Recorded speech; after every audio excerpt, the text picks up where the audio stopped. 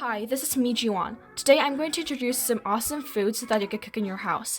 I'm basically going to make one Korean food and one Chinese food, but I'll put these two in different videos, so I hope you would take a look at those two. You know that these days, it's quite a hard time for everyone, and I know that everyone is stuck at their home. Because we can't go out and be active, it's easier to get mentally depressed and physically weaker and overall unhealthy. So for those people who want to stay healthy for their general well-being, I'm going to introduce fun but unique foods to make, which are also very healthy for your body. Before I go to my cooking video, I want to briefly inform you of what exactly is considered as a healthy food. This can not only help you from the food that I make, but you can also apply this knowledge when you choose your meal for your well-being. So first of all, we're going to learn about macronutrients.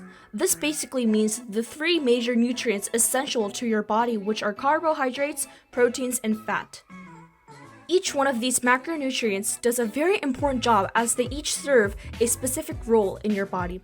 So if you want to stay healthy, it's better for you to consider the amount of these macronutrients considered in a meal rather than considering a specific amount of calories. Just think about it. If a meal says it contains 2,000 calories but only contains fat in it, do you think your body could function without all the essential nutrients? The answer is no. So what exactly are the roles of these macronutrients? Let's look up at carbohydrates. Carbs are very important as they are the primary source of energy that is used to fuel both brain and muscle. There are two types of carb, which are complex carb and simple carb. Complex carb digests slower and is mostly dark colored, but they contain a lot of vitamins, minerals, and high fiber content. So it's good for your constant release of energy. For simple carbs, they tend to digest more quickly, and most of them have light colors. But since simple is not a long-lasting energy source, it's better for you to eat more of the complex carbs. For protein, this is good for your recovery and growth of muscles. Also, it provides a feeling of fullness, so if you want to lose or gain weight or exercise, this macronutrient is very beneficial for you. Lastly, fat. Many of you might think that fat is what makes you gain weight and is very bad for your health. But that's not true at all. Fat is a very essential macronutrient for your body to well function. It absorbs vitamins and provides an optional hormonal environment in your body.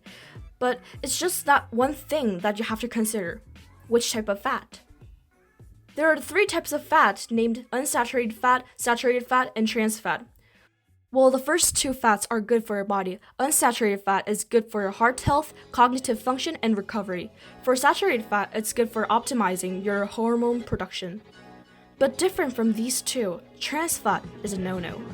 This is what makes you unhealthy by decreasing your heart health and increasing your risk of several metabolic abnormalities.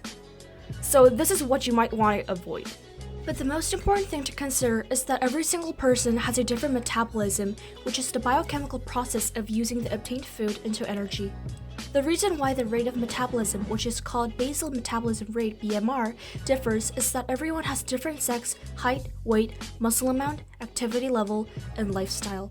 Because of it, since we all use a different amount of energy, the amount of macronutrients in our lives also vary. So, there's this awesome website called bodybuilding.com. If you want to check the proper amount of macronutrients that is personal to you and is relevant to your goal, click it and check it out. Since my goal is to maintain my health and achieve general well-being, based on our learning, I know that I'm going to need a well-balanced amount of the three macronutrients.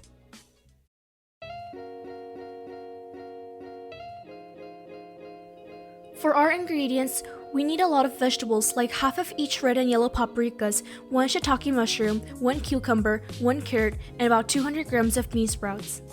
These are all non-processed fresh natural carb sources. Also, as these vegetables have various colors, it means that it each contains different micronutrients like minerals and vitamins and health benefits. For the other ingredient, I have about 200 grams of lean beef for our protein source. I also need 3 eggs for healthy fat source, a bit of salt, sugar, soy sauce, and 300 grams of flour.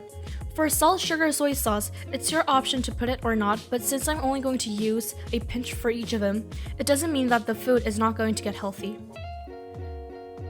For the flour, this may look like regular white wheat, but it's actually Korean wheat which is called 앉은뱅이 meal. This is good for your health because it contains less gluten than other wheat, which helps you to digest easily. But if you don't have it, I recommend using whole grain wheat than white wheat. We learned that complex carb is good for your health than simple carb.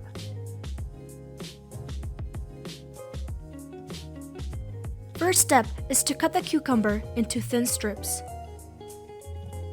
Then, add a small pinch of salt into it and mix it. The reason why putting salt is to soak out all the water using osmotic pressure. Cut the carrot into thin strips as well. Then, with a knife, take out the inside seeds and stem of the paprika and also cut into thin strips. Repeat the same process for the red paprika as well. Then, cut the shiitake mushroom into thin strips. Next, put a piece of kitchen towel on the chopping board and put the stripped cucumbers on it. Then fold the other half of the kitchen towel and gently press it so that there is no water left in the cucumber. Cut the lean beef into thin strips as well. Then, add a half tablespoon of soy sauce. For me, I thought it'd be too salty, so I added 2 full tablespoons of water in the soy sauce. Then, put a small pinch of sugar and mix it with chopsticks.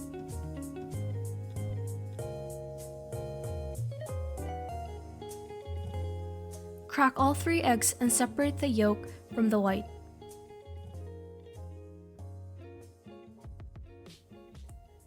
Add all of the bean sprouts in boiling water for 10 seconds and put it into cold water.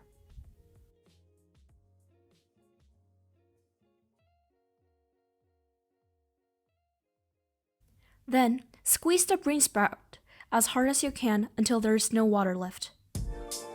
For the grilled wheat cake, put 4 tablespoons of flour and 7 tablespoons of water. Initially, I've put 5 tablespoons of water, but it wasn't watery enough, so I added 2 more tablespoons of water. Stir the egg yolks and put it in the hot pan. For the oil, I used a small amount of extra virgin olive oil, which is a good fat source. It is important to spread the mixture wide and thin. Repeat the same thing for the white.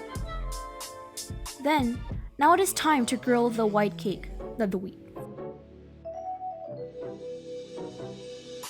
Now it is time to grill the wheat cake.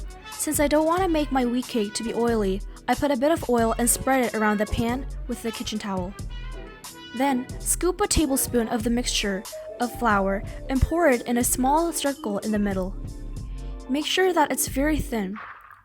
Once the edges start to come up, flip it over, and when it's all cooked, put it next to the pan.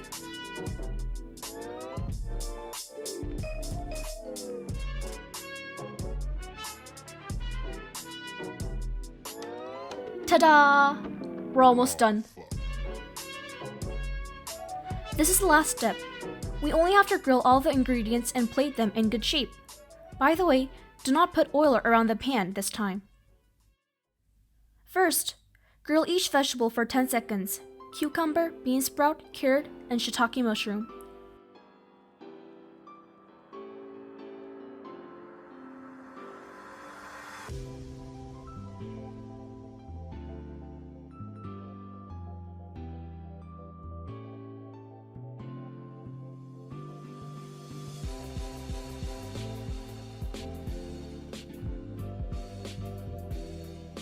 Especially when grilling the mushrooms, add a quarter teaspoon of mild soy sauce that we made earlier to give a bit of flavor.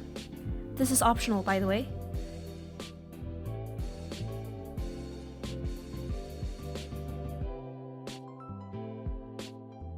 Also, since we do not use oil, some vegetables might have a hard texture. Then, you can add some water in the pan to soften it. Then, same as before, grill the 2 paprikas.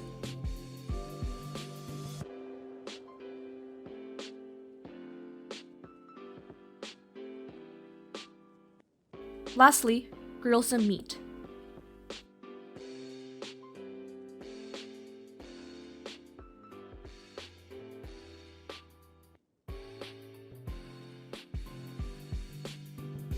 For the final plating, put all the grilled wheat cake in the middle. Then cut the 2 fried eggs into strips and also place it in the plate. By the way, I wanted to talk about the plate. Korean traditional plate for Gujeolpan usually has 9 separate plates. But since I was in Jeju, I was only able to get a mini version with 6 plates. It doesn't matter if you don't have that plate. You can just put all the ingredients in a single plate in a round shape. Woohoo! You're all done! Good job! Doesn't it look so good?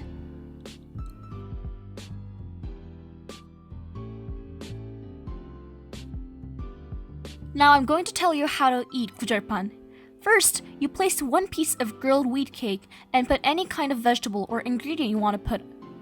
Then you simply just roll it and enjoy. It's optional, but if you want to have some flavor, you can have a sauce made out of mild soy sauce that we made in the beginning with some whole grain mustard. It still tastes good even though you don't have it. Sometimes, if you want to enjoy something interesting, you can put cabbage instead of grilled wheat cake. Now you can make your own fun Korean traditional gujeolpan with well-balanced, healthy carb, protein, and fat. I hope all of you stay safe and have fun.